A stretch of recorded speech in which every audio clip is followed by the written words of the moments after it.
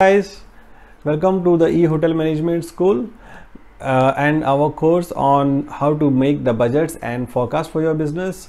This course is specifically designed for operation managers who want to make the budget for their divisions, who want to make the budget for the overall hotels.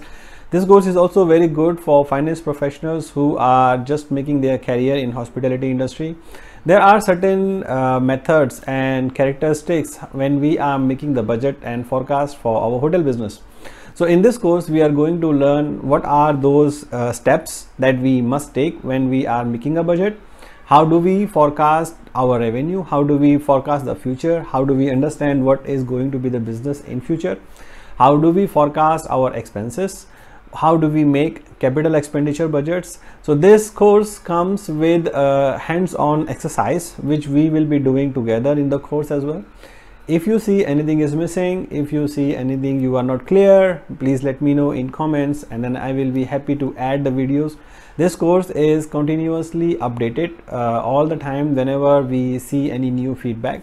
So if you see anything which is missing, do feel free to let me know and I will add it. Thank you very much.